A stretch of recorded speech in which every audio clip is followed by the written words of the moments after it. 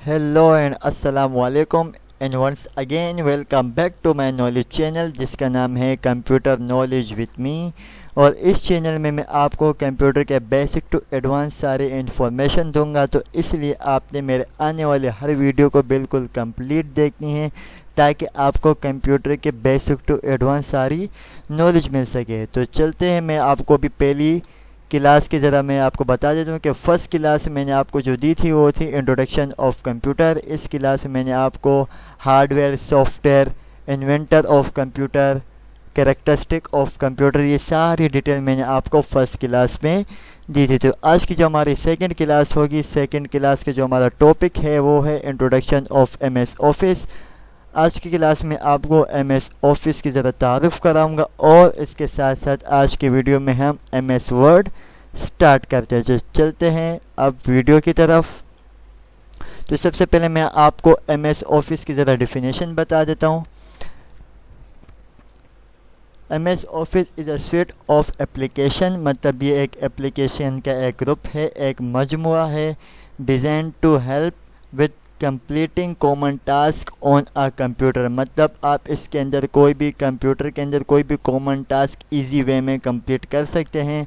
And you can create and edit document containing text and image, और आप image और text पर मुश्तमिल कोई भी डॉक्यूमेंट कंटेनिंग कर सकते हैं, मतलब बना सकते हैं। Work with data in spreadsheet, और आप इसके अंदर स्प्रेडशीट का भी काम कर सकते हैं।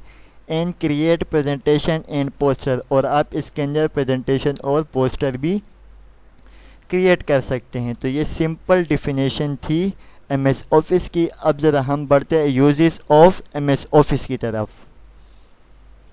तो ये है uses of MS Office. MS Office के अंदर हम सबसे पढ़ेंगे एमएस वर्ड, मतलब माइक्रोसॉफ्ट वर्ड, फिर इसके बाद हम पढ़ेंगे MS PowerPoint and then MS Excel. और एमएस ऑफिस में हम क्या क्या बनाना सीखेंगे ये आप ज़रा देख रहे हैं। सबसे पहले एमएस वर्ड। एमएस वर्ड में हम बनाना सीखेंगे सीवी बनाना सीखेंगे, सर्टिफिकेट बनाना सीखेंगे, cover page, letter head, notes, CV वगैरह से, मतलब जितने भी डॉक्यूमेंटेशन का काम होता है वो हम इसके अंदर एमएस वर्ड के अंदर बनाना सीखेंगे। एंड देन सेकंड टॉपिक है हमारा MS power point. MS power point के अंदर हम गेम्स बनाना सीखेंगे, कार्टून, प्रेजेंटेशन, एनिमेशन, ट्रांसलेशन, ये सारी चीज़ें हम इसके अंदर बनाना सीखेंगे। और इसके बाद सबसे पावरफुल जो होता है एमएस एक्सेल, मतलब माइक्रोसॉफ्ट एक्सेल। इसके अंदर हम सबसे पढ़ेंगे फार्मूलाज, शीट्स। शीट में मैंने 6 शीटें मैं आपको बनाना सिखाऊंगा। सबसे पहले अटेंडेंस शीट, मतलब बच्चों की अटेंडेंस लेना है कि कितने दिन आए हैं, कितने दिन एब्सेंट है, लीव वगैरह सारा कुछ हम इसके अंदर बनाना सीखेंगे। इसके बाद लोन शीट, मतलब आप बैंक से कितना लोन ले रहे हो सारी डिटेल आप खुद ही बना सकते हो। फिर salary sheet and then mark sheet. Number 5 जो मोस्ट इम्पोर्टेंट है वो डेटा एंट्री शीट, और इसी की आपकी ज़्यादातर जॉब लगेगी डेटा एंट्री की मदद से।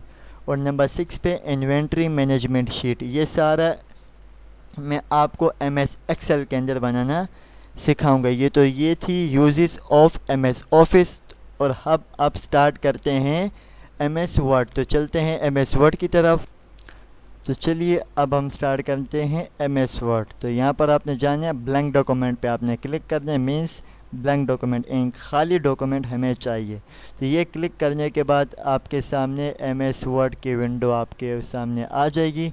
तो अब हम स्टार्ट करते हैं इसकी इंट्रोडक्शन। सही। अब सबसे टॉप पे देखें, सबसे पहले लिखा डॉक्यूमेंट 1। ये जो पूरी रेड लाइन आ रही है उसको बोलते हैं title bar. Means title bar का मतलब है कोई हेडिंग देना। मतलब फॉर एग्जांपल जब मैं कोई ए से स्टार्ट करता हूँ, जब हम कोई ए से स्टार्ट करते हैं सबसे पहले हम क्या उसके टाइटल कोई हेडिंग देते हैं। तो इसलिए आप जिस भी नाम से मैं फाइल को सेव करूँगा वो नाम टॉप पे आ जाएगा, टाइटल बार में आ जाएगा। अब देखिए कैसे टाइटल बार में वो नाम आएगा। सबसे पहले आपने सेव करना है। तो सेव कैसे होगा, देखो सेव करने के देखिए बहुत सारे तरीके। एक ये रहा यहाँ से, और एक क्लोज से भी आप सेव कर सकते हो, और इस एक शॉर्टकट की भी है Ctrl+S से भी आप फाइल को सेव कर सकते हो। तो चलिए अब हम यहाँ से सेव करते। तो फाइल में आपने जाने, अब यहाँ लिखा सेव। अब देखिए आपने सेव पे क्लिक करते हैं, यहाँ पर ब्राउज का ऑप्शन होगा। ब्राउज का मतलब आपने कोई फोल्डर बनाने, लोकेशन आपने देनी, कहाँ आपने सेव करने, और उसके बाद आपने नाम देने के किस नाम से आप फाइल को सेव करना चाह रहे हो।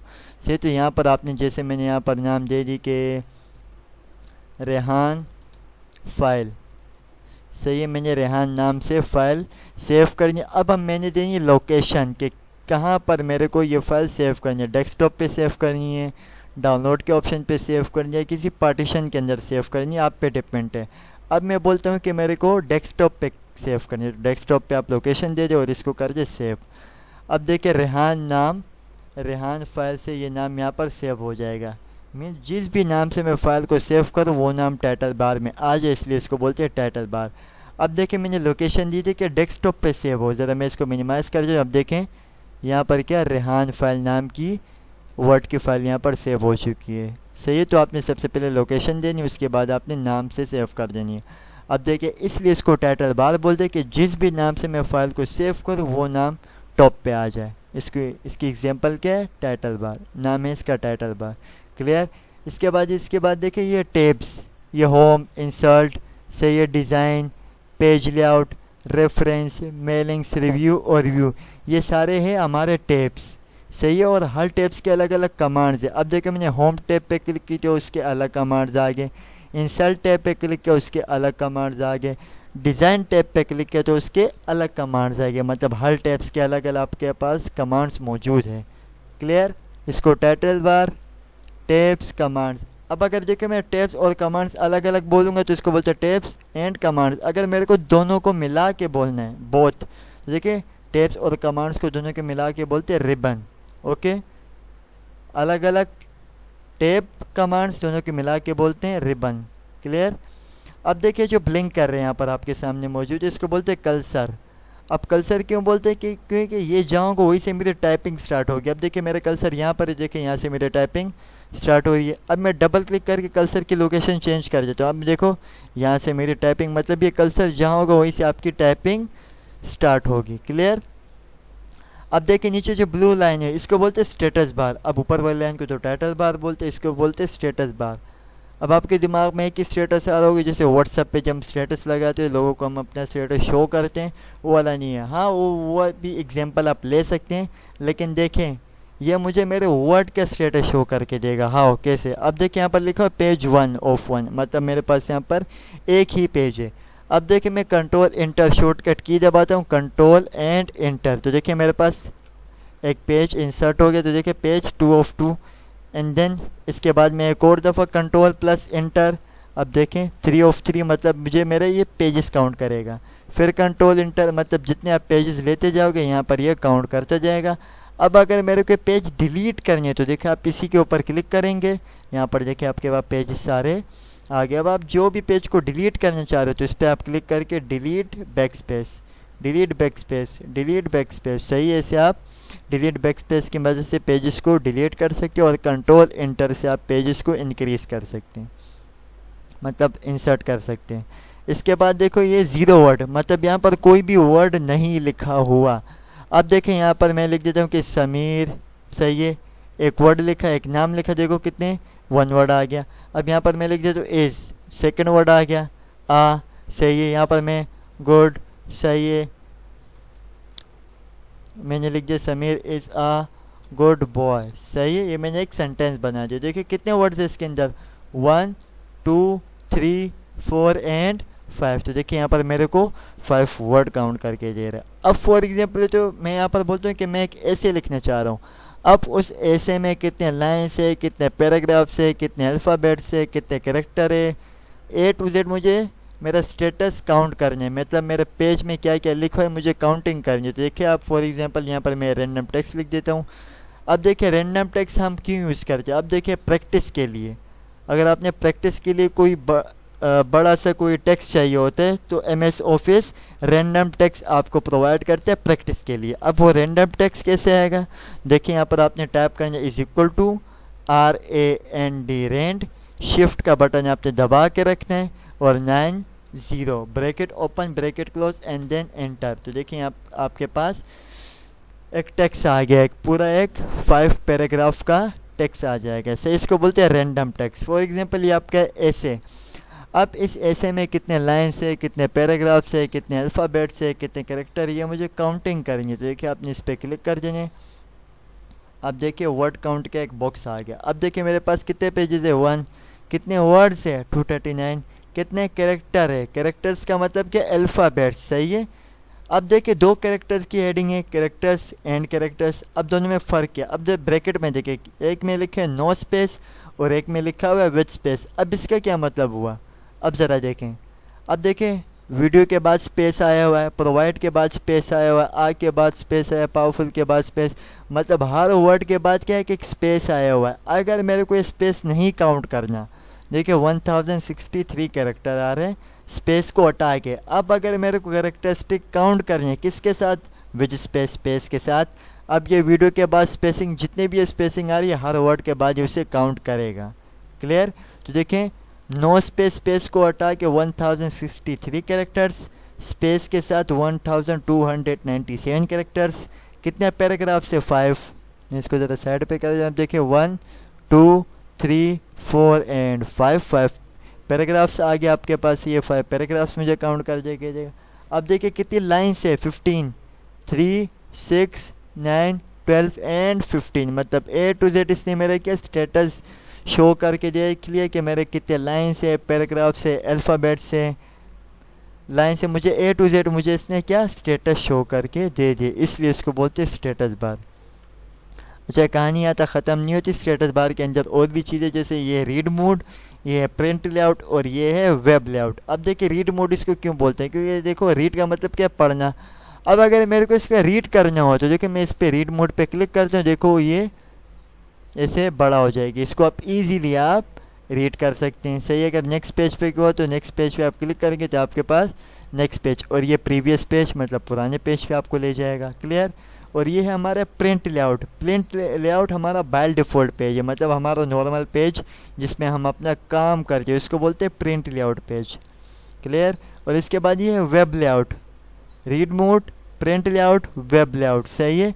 वेब लेआउट में क्लिक करते स्क्रीन के हिसाब से देखो विंडो की ये वेज बढ़ा देगा, लेकिन हम काम इसमें नहीं करते, हम काम करते हैं अपने बाय डिफ़ॉल्ट पेज में, मतलब अपने ज़ाती पेज पे, उसको बोलते हैं प्रिंट लेआउट पेज।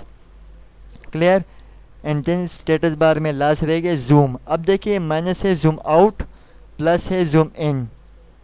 अब देखिए ये बीच में कट आ रहा है, मतलब ये माइनस आ रहा है, अब इसके क्या मतलब हुआ। अब देखें अगर मैं माइनस पे क्लिक करिए हमारा नॉर्मल जूम के आ जाता है, मतलब इजीली मैं इसको पढ़ सकता हूँ, अपना काम कर सकता हूँ। अगर मैं इसके कट के कुछ ज़्यादा यहाँ कर दूँ, अब देखिए पेज आपका बिल्कुल छोटा पड़ जाएगा, मतलब आपको सही क्लियर वाज़े तौर पर नज़र नहीं आएगा, सही है।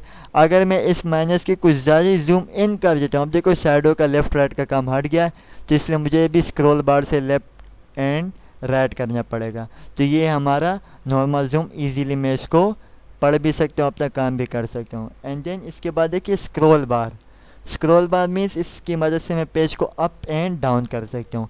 अच्छा एक स्क्रॉल बार ये भी है और ये एक स्क्रॉल बार ये भी मैंने आपको लेफ़्ट राइट वाला बताया। और इसके बाद स्क्रॉल बार आपके एक माउस पे जो व्हील लगा होता है उसको भी स्क्रॉल बार ही कहा जाता है, इससे मैं पेज को अप एंड डाउन कर सकता हूँ। अब देखो यहाँ से ही कर दो, या देखिए मैं अब माउस से अप एंड डाउन कर रहा हूँ, सही, तो आप उसके व्हील से भी आप अप एंड डाउन कर सकते हैं।